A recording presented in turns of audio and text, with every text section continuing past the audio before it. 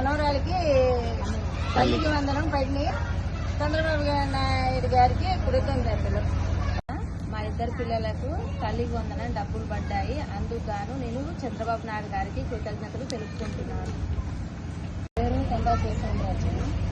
మా అమ్మాయికి అమ్మవాడు అది తల్లికి వందనం పడింది. అందుకని చంద్రబాబు నాయుడికి కృతజ్ఞతలు తెలుపుతారు. నా పేరు ఆజూరి అనిత. తల్లికి వందనం డబ్బులు నా పిల్లలిద్దరికి పండి నా కుటుంబం తరపున చంద్రబాబు నాయుడు గారికి ఎంతో కృతజ్ఞతలు తెలుపుకుంటున్నాను. జై చంద్రబాబు. జై తల్లికి వందనం పిల్లలకి పేరు మీద చంద్రబాబు నాయుడు గారు డబ్బులు వేశారు. కృతజ్ఞతలు. తల్లికి వందనం డబ్బులు మా ముగ్గురు పిల్లలకి అందినాయి. కుటుంబ సభ్యుల తరపు నుంచి చంద్రబాబు నాయుడు గారికి కృతజ్ఞతలు. तल्ली की वंदनालु మా तीनों बच्चों को भी चंद्रबाबु दाढ़ी सुस्तु सभाకు జజాకల్లా.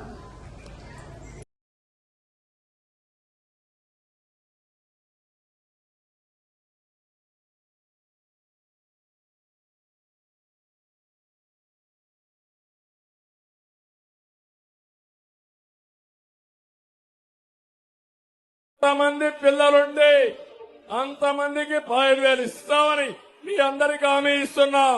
18,55,760 మంది తల్లులకు ఒకే బిడ్డ వాళ్ళకి యాజ్ ఇట్ ఈజ్ ఇస్తున్నాం. 14,55,322 మంది తల్లులకి ఇద్దరు బిడ్డలు. 29,10,644. 2,10,684 మందికి ముగ్గురు పిల్లలు. ఇది 6,32,052 మందికి ఇస్తున్నాం. 20,053 మంది నలుగురు పిల్లలు. అంటే 80,212 మందికి వీళ్ళకు ఇస్తున్నాం. ఏ మాట అయితే నేను చెప్పానో ఆ మాట ప్రకారం ఒక మాటలో చెప్పాలంటే ఇది ఒక పాపులేషన్ మేనేజ్మెంట్ కి ఒక ముందడుగు.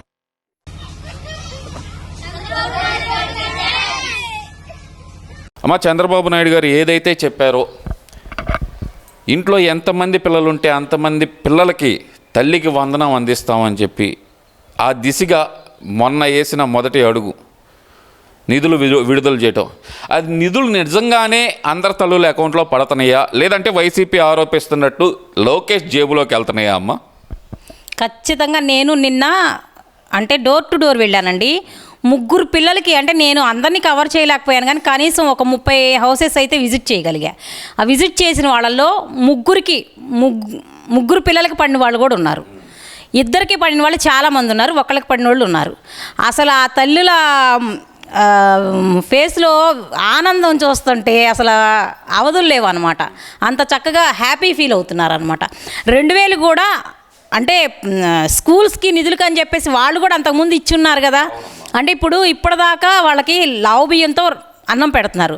వాళ్ళు ఇంకా కొంచెం తినే ఆహారం పౌష్టికంగా ఉండాలి, ప్లస్ హ్యాపీగా తినాలి. అంటే ఈ రైస్ మేము తినలేము, ఇంటికి వెళ్ళి తింటాము అనే విధంగా కాకుండా ప్రతి ఒక్కళ్ళు కూడా స్కూల్లోనే తినే విధంగా సన్నబియ్యంతో పిల్లలకి భోజనం పెట్టేటానికి ఆ ఫండ్ని ఉపయోగిస్తారని చెప్పారు.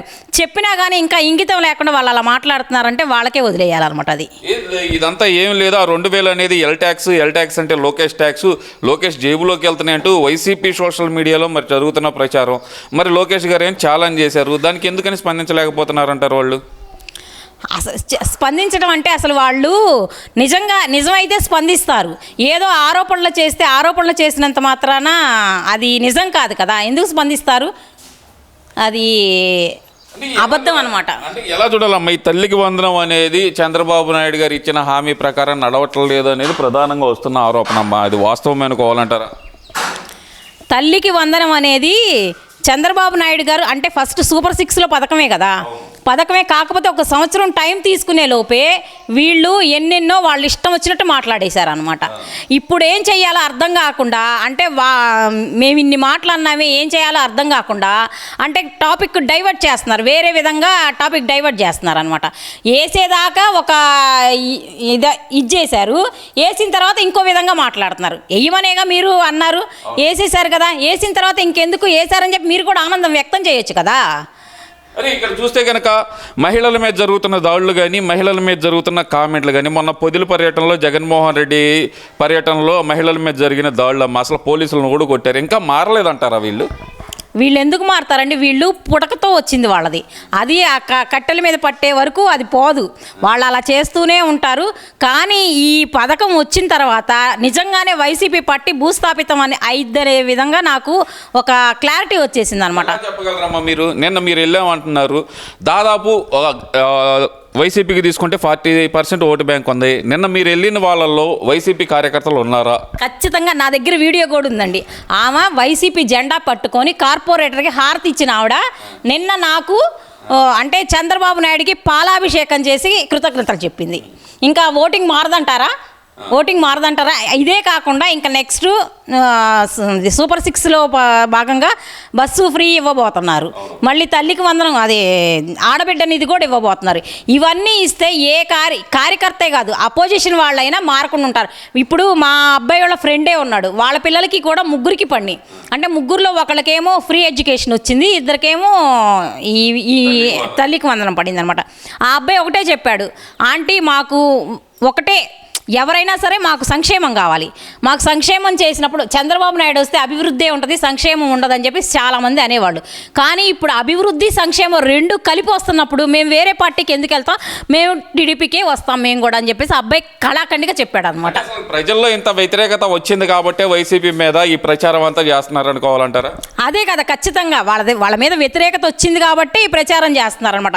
వాళ్ళు ఎంత ప్రచారం చేసినా కానీ ఇప్పుడు జనాల్లో క్లారిటీ వచ్చింది. ముందు వాళ్ళు ప్రచారాలు చేసుకున్న వీళ్ళు ఏదో ఆరోపణలు చేస్తూ ఉంటారులే అని చెప్పేసి ముందు ప్రజల్లో క్లారిటీ వచ్చింది. క్లారిటీ వచ్చినప్పుడు మనం అంటే అభివృద్ధి రెండు కలిసి వస్తున్నప్పుడు మనం ఎందుకు వేరే పార్టీకి వెళ్ళాలి?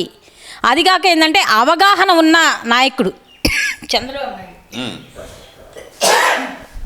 ఆయన వదిలిపెట్టుకొని వేరే పార్టీకి ఎందుకు వెళ్ళాలనే విధంగా జనాలు కూడా ఇదయ్యారు అన్నమాట. ఇప్పుడు మరి ఒక పక్కన అమరావతి మహిళల గురించి కానీ లేదంటే రాజధాని మహిళల గురించి తీవ్రమైన వ్యాఖ్యలు ఆ కొమ్మినేని శ్రీనివాస్ కానీ లేదంటే ఆ జర్నలిస్ట్ కృష్ణరాజు కానీ చేసినప్పుడు బయటకు వచ్చి మాట్లాడకుండా వదిలేసిన ఈ రోజా కానీ, మహిళలకు సపోర్ట్గా మాట్లాడిన రోజా కానీ, ఈరోజు తల్లికి వందనం డబ్బులు పడంగానే బయటకు వచ్చి లోకేష్ గారు ఏదైతే ఛాలెంజ్ చేశారో ఆ ఛాలెంజ్ని ఉద్దేశించి నువ్వు లోకేష్వా జోకేష్వా అంటూ ఒక కామెంట్లు అయితే చేశారమ్మా. అసలు ఎలా చూడాలంటారు ఈ వ్యాఖ్యల్ని?